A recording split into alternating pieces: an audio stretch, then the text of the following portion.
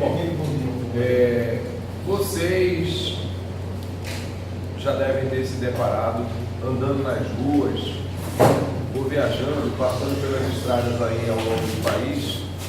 Vocês já devem ter percebido redes de distribuição ou redes de transmissão de energia elétrica contendo 3 condutores. Se você olhar poste de rua,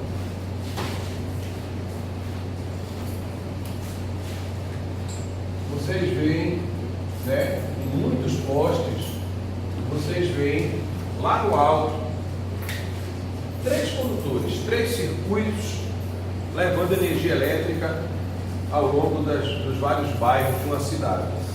E no caso de sistemas de transmissão, vocês já devem ter se reparado com torres, né, com linhas de transmissão, onde você vê condutores. Às vezes você tem mais de um fio numa fase, né, mais de um condutor numa fase. Às vezes você tem estruturas grandes, onde ele tem 3 de um lado, 3 do outro. Então, o sistema trifásico de transmissão, distribuição, geração e até o uso de energia elétrica é algo que faz parte do mundo inteiro. Então é hoje que nós vamos iniciar, e infelizmente nossa próxima aula desse assunto só vai ser daqui a 3 semanas. Então eu queria que vocês guardassem esses principais conceitos de aquilo é sinalização, aquilo é quando a linha ela cruza uma estrada. Então você coloca a sinalização ou para aviação, para indicar que ali tem uma estrada passando por baixo, às vezes para a própria localização da linha, você saber onde é que está passando, mas geralmente você coloca aquelas bolas laranja normalmente, né? É quando a linha cruza uma estrada, aí você coloca ali para sinalização, não é assim para... Agora tem outros mecanismos que vocês utilizam para diminuir o balanço, porque às vezes você tem um voo muito grande e o vento faz essa linha balançar, né? Então para diminuir essa oscilação você coloca uma espécie de peso, vamos dizer assim, mas na ponta, é outra coisa. Se você olhar para uma torre dessa, ela é cheia de para que isso, mas cada um tem a sua razão específica de estar ali. Então, como eu estava dizendo, vocês só vão ter a aula desse assunto de novo daqui a 3 semanas, por quê? Porque na próxima semana não tem aula, né? 3 e 4. 3 vai ser um feriado, eu entendi, do funcionário público. 4 vão fechar a escola para dedetização. Na outra semana, 10, a gente vai fazer a nossa tirar dúvida, exercício. E 11 é a prova. Então a aula desse assunto de novo só no dia 17. Tá certo? Mas eu não posso prescindir dessa aula, eu tenho que continuar o assunto, a gente tem que avançar, né? Porque senão começar o assunto só 17 de novembro, a gente aí vai buracar em janeiro. Então a gente vai dar esse início hoje. Eu gostaria que vocês sentissem bem, entendessem bem o que é que significa o sistema trifásico, porque eu confesso que eu não consigo entender por que é que os alunos, de certa forma, alguns têm uma certa ojeriza ao sistema trifásico. As expressões são muito simples, formas são muito simples, os conceitos são muito simples, então não tem motivo assim por que os alunos criarem essa certa barreira com relação aos sistemas trifásicos, tá certo? Então, a motivação maior é que você vai agora andar nas ruas. Quem não conhece, não sabe que isso aqui é fase A, B, C, isso aqui são um circuito só, isso aqui é um circuito, isso aqui é outro. Torres de transmissão que tem fios de um lado e fios do outro, normalmente você tem 2 circuitos na mesma estrutura. Tem estruturas que chegam até a ter 3 circuitos, depende aí das localizações, depende da estrutura. Quem já teve a oportunidade de ir até Paulo Afonso de carro, é uma visão realmente bastante interessante. Quando você nota que está chegando em Paulo Afonso, você vê aquela concentração muito grande de linhas de transmissão, cruzando estrada, passando por tudo que é lado. Você olha para um lado, é linha de transmissão, olha para o outro, é linha de transmissão, porque ali você tem um complexo de geração de energia elétrica muito grande. Você tem praticamente ali 5 usinas, 6 usinas próximas ali uma da outra. Então sem contar que tem Xingó um pouco mais distante, né? Mas naquele miolo ali tem uma concentração muito alta. O grosso da geração de energia elétrica da Chesf está localizado ali naquela região, ali, Paulo Afonso e seus arredores, tá certo? Então você percebe que tem muitas dessas estruturas. Essa é a clássica que a gente tem nas nossas cidades. Uma tensão entre esses dois condutores aqui, ela chega a 13.800 volts. Tensões nessas linhas desse tipo, e às vezes você tem, não sei se vocês já viram, torres como essa, com 4 condutores em cada fase. Alguém fala, mas então são 4 fases aqui. Não. Esses 4 condutores todos são fase A.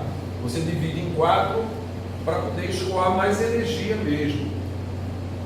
A ideia de trabalhar com 4 condutores é para substituir um condutor bem grosso. Então a gente usa 4 porque mostra-se que é muito melhor do que trabalhar com um condutor dessa grossura, não tem sentido. Então tudo isso aqui é fase A, tudo isso aqui é fase B e tudo isso aqui é fase C. Nessas linhas, aqui na nossa região, essa tensão ela chega a 500.000 volts, 500 kV. E você tem também regiões onde essa tensão pode chegar até 750 kV e em algumas outras regiões, não aqui no Brasil, mas no mundo, você chega a ter tensões aqui entre fases de 1000 kV, 1 milhão de volts. Então é uma tensão absurdamente elevada, tá certo? Então a gente vai apresentar a vocês hoje esse universo do sistema trifásico, mas antes de mostrar as características matemáticas disso, de equações, nós precisamos traçar um pouquinho o porquê disso, como é que chegou nessa questão do sistema trifásico, tá certo? Então, pela minha itemização, isso aqui é o capítulo 4, circuitos ou sistemas trifásicos, tá certo? E a gente começa exatamente com uma introdução aos circuitos trifásicos, citando que desde o início do uso da energia elétrica para fins de execução de trabalho útil para o homem, houve uma questão muito grande do uso de corrente alternada ou uso de corrente contínua. Haviam 2 grandes correntes, né, defendendo o uso da corrente contínua, defendendo o uso da corrente alternada, e cada corrente que tentasse mostrar que a sua corrente seria mais indicada do que a outra. Então a grande discussão inicial do uso da energia elétrica para fins de produção de trabalho para o homem foi a disputa entre corrente contínua e corrente alternada. E aí tem discussões de grandes nomes do passado, como Thomas Edison, como Nikola Tesla. Então tem aquele pessoal que a gente ouve falar, né? Esse pessoal ele tem uma influência realmente muito grande em todo esse processo e tal. Mas o fato é que o aparecimento, vamos dizer assim, claro, seria invenção, né? Mas o aparecimento de um equipamento fez com que essa discussão pendesse toda para o lado da corrente alternada. E esse equipamento chama-se transformador.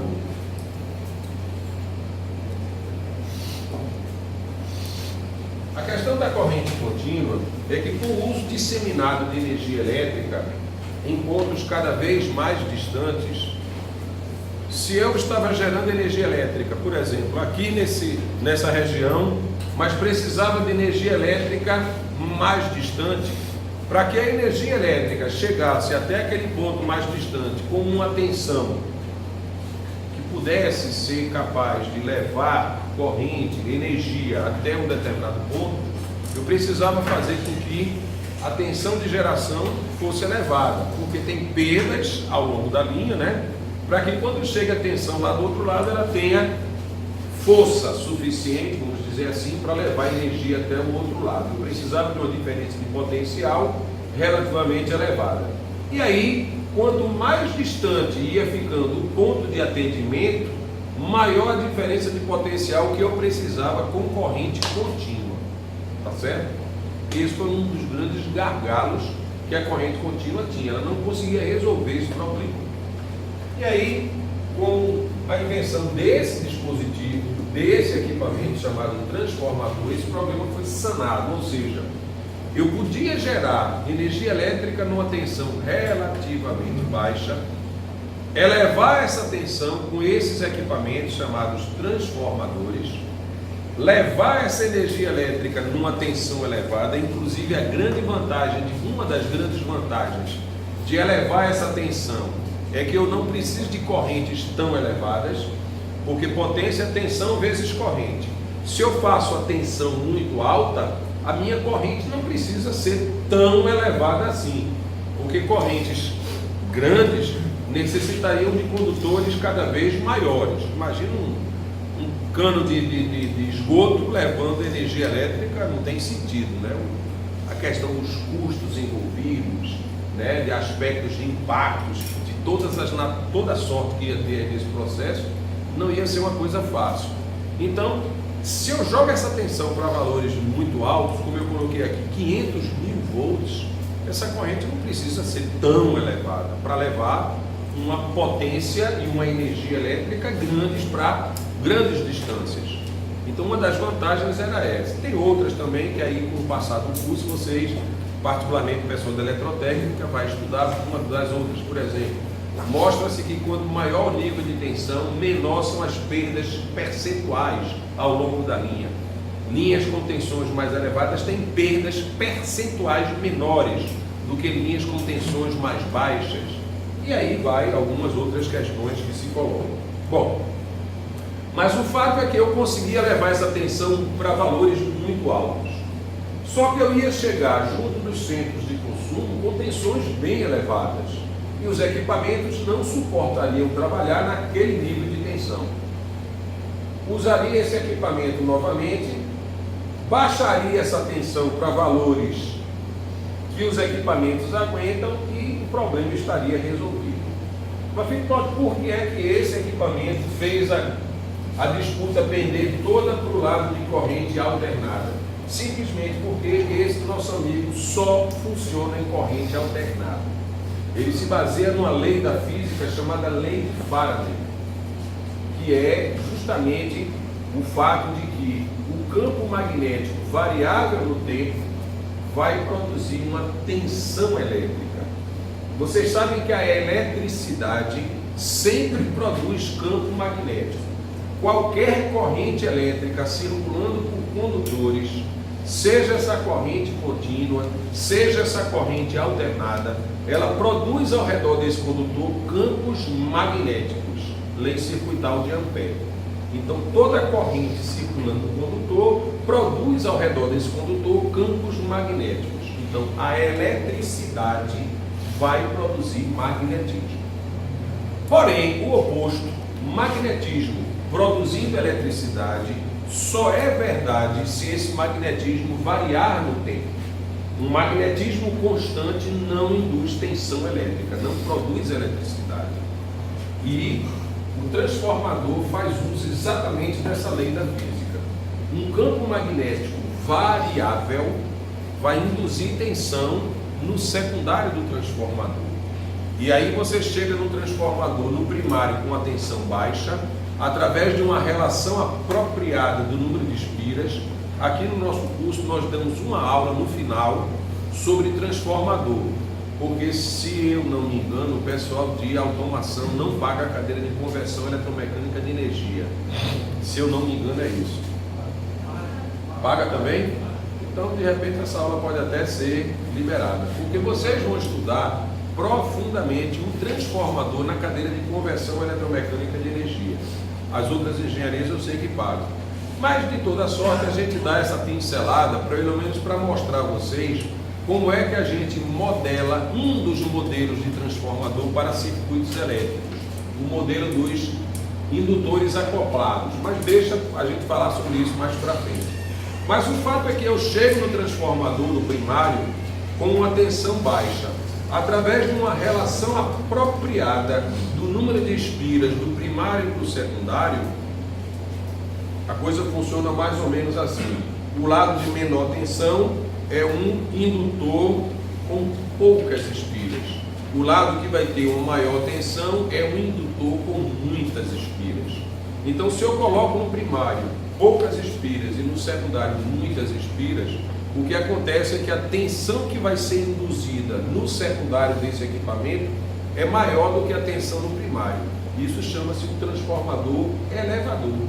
Ele entra uma tensão baixa e na saída dele vai ter uma tensão alta. E aí você leva essa tensão alta até os centros de consumo. Quando chegar nos centros de consumo, você usa um transformador ao contrário. O primário tem um enrolamento com muitas espiras, o secundário um enrolamento com poucas espiras, fazendo com que aquela tensão alta baixe para um valor adequado aos equipamentos que serão interligados ali àquele dispositivo, tá certo? E esse nosso amigo só funciona desse jeito.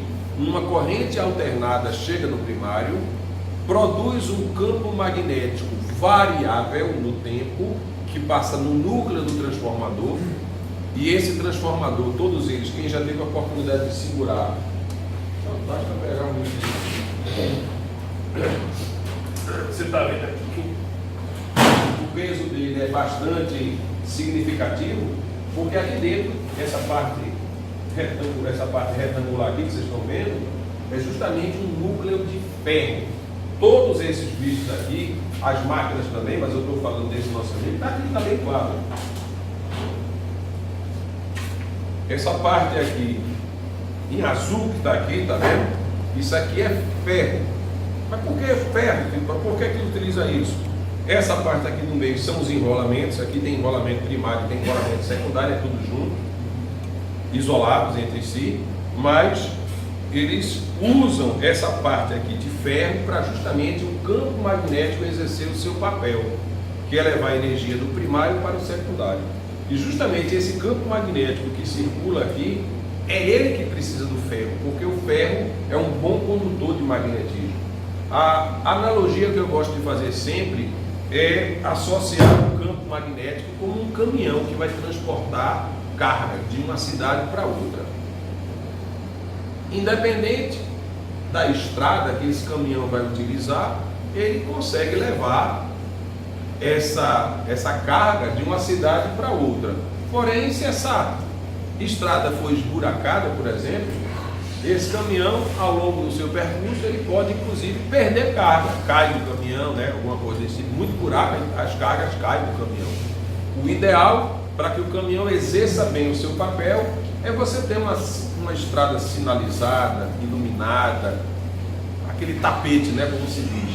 O ideal é isso. Esse ferro funciona como essa estrada maravilhosa para esse caminhão chamado campo magnético. Então todos esses equipamentos usam essa peça de ferro, não é para ficar mais caro, não é para ficar pesado, não é para usar como arma, não, de jeito nenhum. É justamente para servir de caminho para o campo magnético exercer o seu papel. E esse campo magnético, produzido por uma corrente alternada, será que isso é interessante? E esse campo magnético, produzido por uma corrente alternada, é um campo magnético alternado. E é só esse campo magnético alternado que tem condições de induzir tensão. Porque a lei de Faraday, ela diz que essa tensão é menos de lambda dt, onde esse lambda aqui nada mais é do que o número de espiras daquele enrolamento vezes o fluxo magnético que está passando por esse núcleo de ferro. Então observem que esse campo magnético, como esse N é constante, para que esse lambda seja variável no tempo, o φ tem que ser variável no tempo. Então, só induz tensão se o fluxo for variável no tempo. Então, por conta dessa invenção desse dispositivo, na verdade essa é uma história controversa que existe no mundo, os livros contam essa história, mas para a história, quem ficou como o grande inventor desse equipamento foi, eu acho que é George o primeiro nome dele, George Westinghouse.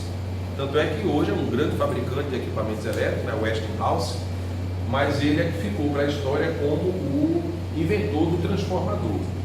Obviamente, aí tem 1001 histórias que obviamente esse cara ficou muito rico com isso, né? Tanto é que hoje, até hoje, a empresa existe aí produzindo equipamentos e tal.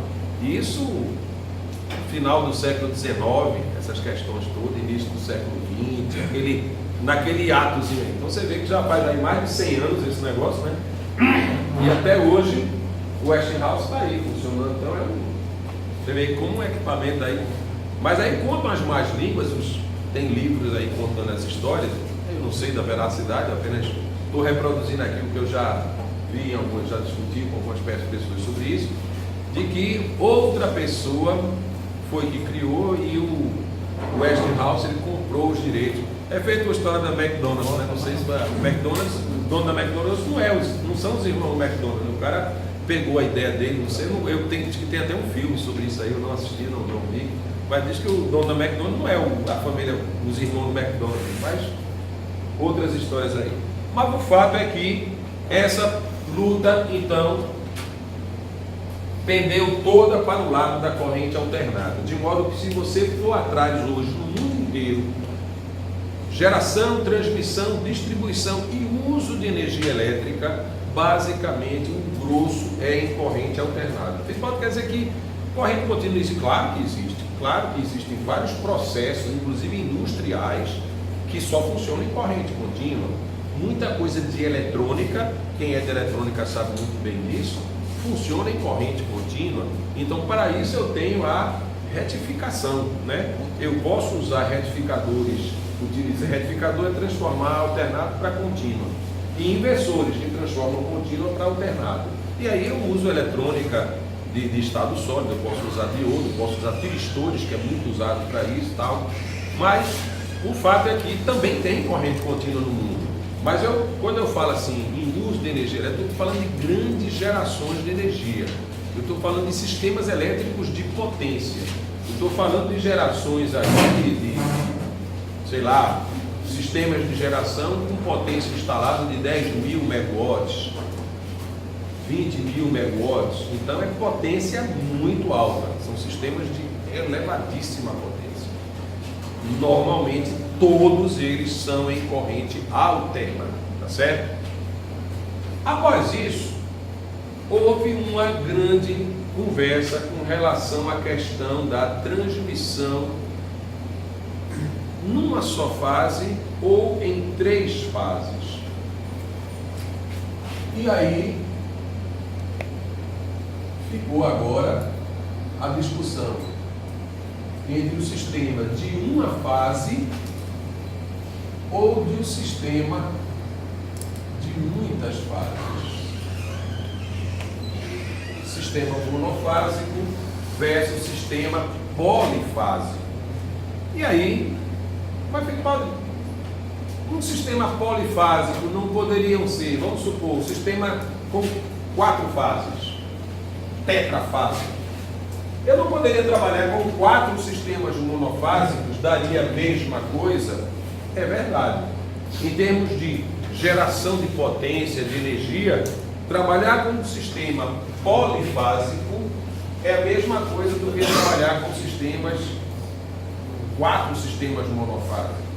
Ou, puxando já a sardinha para a nossa brasa, sistemas trifásicos têm, em termos de funcionamento, de geração de energia, de potência, funcionaria como se fosse 3 sistemas monofásicos.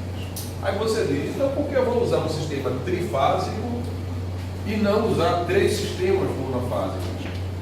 Aliás, qual a diferença entre um sistema trifásico e 3 sistemas monofásicos? A diferença principalmente está na defasagem das tensões nesse sistema. No sistema trifásico, as 3 tensões que serão utilizadas para alimentar as nossas cargas são geradas por uma única fonte geradora. Então, o próprio gerador de energia elétrica vai produzir as 3 tensões com uma defasagem própria entre elas. 3 sistemas monofásicos necessitariam 3 geradores separados para gerar a fase A, a fase B, a fase C, ou sistema 1, sistema 2, sistema 3. Então, a diferença entre o trifásico e 3 monofásicos, basicamente, é quem gera, que só tem um gerador trifásico, e as defasagens entre as tensões existentes. Aí você diz assim, mas por que trifásico? Aí eu, calma, vamos pensar primeiro nessa primeira briga aqui. Monofásico ou polifásico? Tem alguns locais que tem 4 fases no caso. É o neutro, aí é neutro. O sistema todo é trifásico, esse quarto fio é o neutro. E a gente vai ver por que é que ele às vezes aparece e às vezes não. Vamos conversar sobre isso. Por que polifásico? Na verdade, a questão ela vem muito da própria geração de energia elétrica alternada. Também na cadeira de conversão eletromecânica de energia, essa cadeira vocês estão vendo que é uma cadeira muito interessante. Ela mostra todo esse aspecto são as primeiras conversas que vocês vão ter estudando o funcionamento de geradores e motores elétricos, coisas desse tipo aqui, tá certo? Equipamentos que vão transformar energia mecânica em energia elétrica e energia elétrica em energia mecânica, como é o caso desse bicho aqui. Então você vê que, é por isso que o nome da disciplina é conversão eletromecânica de energia, porque é transformar energia mecânica em elétrica e transformar energia elétrica em energia mecânica. Então essa cadeira é bastante interessante e vocês vão ver que esses dispositivos, tanto os motores quanto os geradores, precisam ser polifásicos para poder funcionar, porque tem uma história de um campo magnético girante aí dentro. Aí você diz assim para mim, mas peraí, pessoal, na minha casa eu tenho um liquidificador e o meu liquidificador é monofásico. Eu ligo na tomada, lá naquela tomada é fase neutra, então ele só tem uma fase. Como é que você está dizendo que o motor só funciona polifásico? Internamente no liquidificador, uma das formas de você fazer funcionar é simular, vamos dizer assim, um sistema bifásico internamente a ele. Então, apesar dele ser monofásico, mas ele tem uma estrutura interna que simula um sistema bifásico para poder ter o tal do campo magnético girante, que é um tema que vocês vão ver na cadeira de conversão. Não vou adiantar nada não, porque aí eu vou tirar o doce da boca do professor de conversão, né? Então aí vocês vão ver lá na cadeira de conversão direitinho essa questão. O fato é que esses nossos amigos aqui, e principalmente os geradores, só funcionam com sistemas polifásicos, mais de uma fase para poder gerar esse processo de conversão eletromecânica de energia dentro da máquina. Tá legal? E aí, por conta principalmente da geração de energia, necessitar de sistemas polifásicos, aí a briga nesse caso foi ganha pelo é preferível usar um sistema polifásico do que N sistemas monofásicos, tá certo? Porque por conta da facilidade de geração de energia elétrica. Eu não estou andando como eu faço normalmente, porque eu estou usando aqui o meu amigo que ele vai ficar rico com esses vídeos aí em breve. E aí eu estou, porque normalmente você sabe que eu ando, eu gosto de andar na sala, mas quando ele tem que ficar assim com a câmera assim para baixo para cima, mas você que está me vendo aí do outro lado, não fique, daqui a pouco eu vou dar um pouquinho para você parar de ver só esse fundo aqui, vai melhorar aí a visão atrás. Mas voltando aí à história, então polifásico, e por que trifásico? Por que não bi, ou tetra, ou hexa, que é o título do Náutico? Por que não? Por que tri? A questão aí, a gente vai ter condições de mostrar aqui em breve, é por conta da potência gerada nestes sistemas. Então, o que a gente mostra é que a potência gerada, a potência instantânea gerada num sistema trifásico, ela é constante. Como é que é isso, Vitor? Daqui a pouquinho a gente fala sobre essa questão aí. Mas o fato é que essa é a grande questão que se coloca nesse tipo de geração. Mas não é só a trifásica que tem essa característica, não. A hexafásica também teria essa característica. Só que aí agora é uma questão de economia, questão aí financeira mesmo. Dois sistemas trifásicos funcionam melhor do que um hexafásico. Então aí a opção, porque hexafásico também tem essa característica. A potência no sistema de 6 fases, fase A, B, C, D, E, F, também seria constante. E inclusive a potência de um sistema hexafásico é o dobro da potência de um sistema trifásico. Mas aí, se eu trabalhar com 2 sistemas trifásicos, eu teria a mesma potência de um sistema hexafásico, porém o funcionamento é muito melhor do ponto de vista de funcionamento, de rendimento, de custo.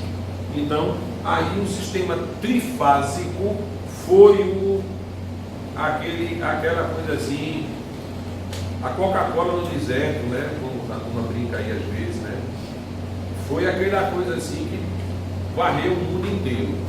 De modo que se você for hoje na China, no Japão, na Índia, Brasil, Estados Unidos, França, onde você quiser, se você for observar a geração de energia elétrica, eu não estou falando de geração para, eu preciso de uma geração aqui para suprir, não, estou falando de grandes blocos de energia sendo gerados no mundo, grandes usinas de geração de energia elétrica, todas,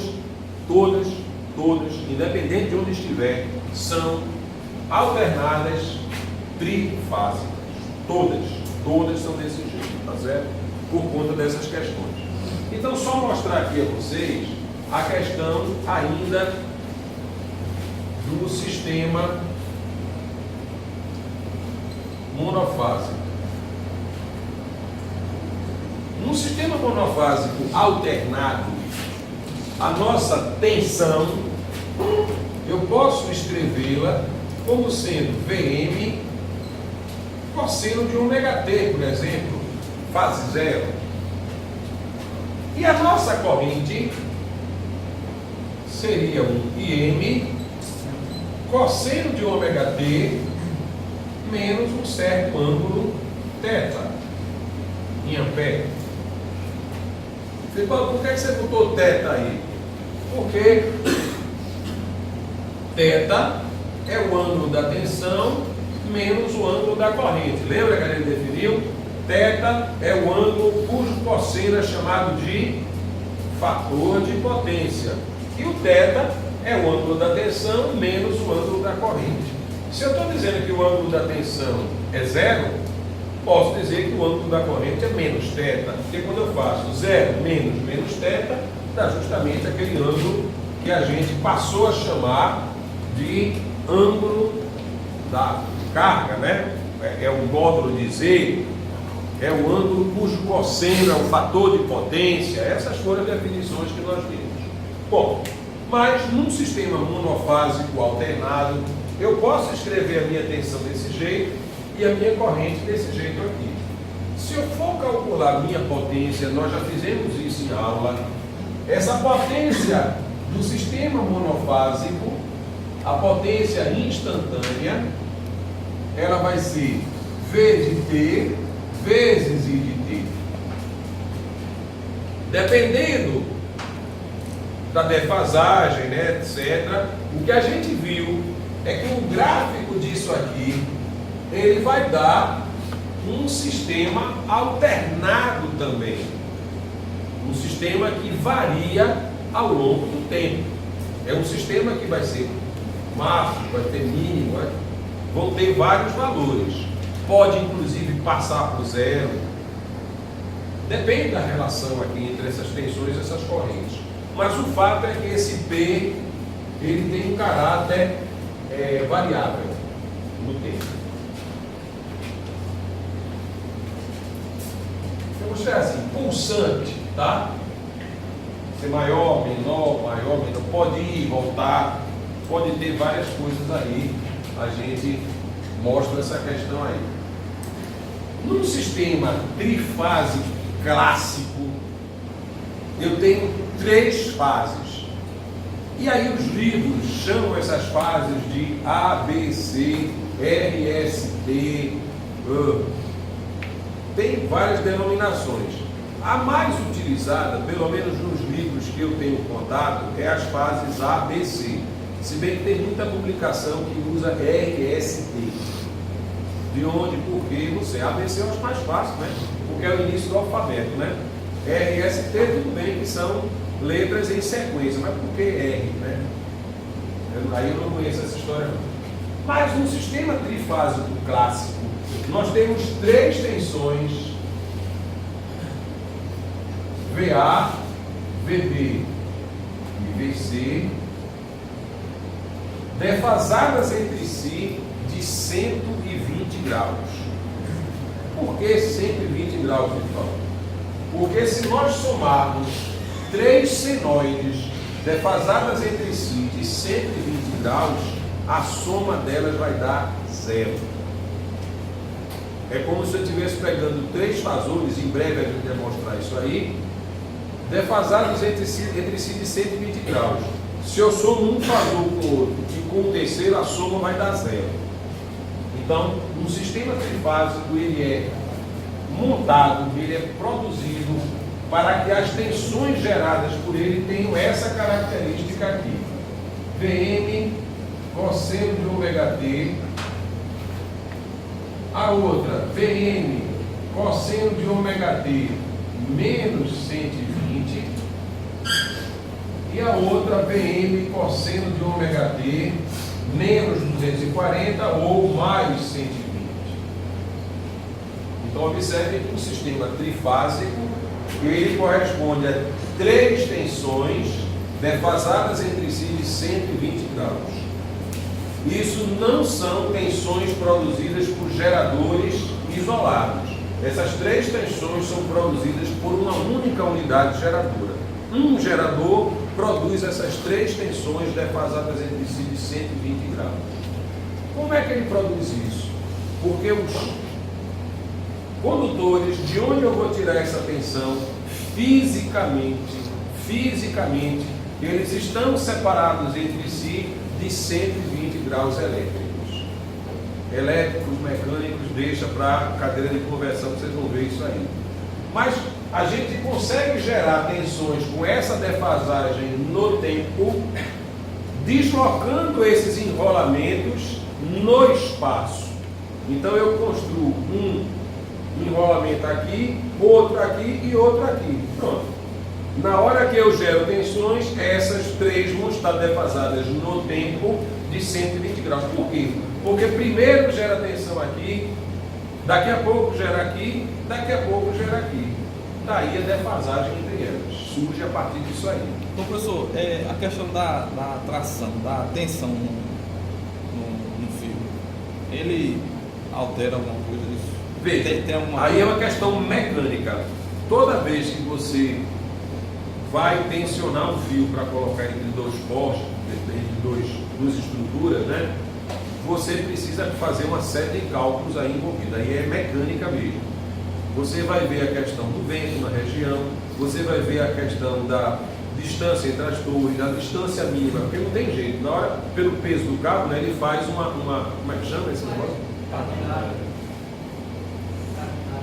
Ele faz essa catenária de modo que você vai ter uma distância mínima aqui. Então, eu vou tracionar mais, vou tracionar, é só mecânico. Eletricamente não tem diferença não, nenhum problema não. Agora, claro que eletricamente vai ter um risco para quem está embaixo.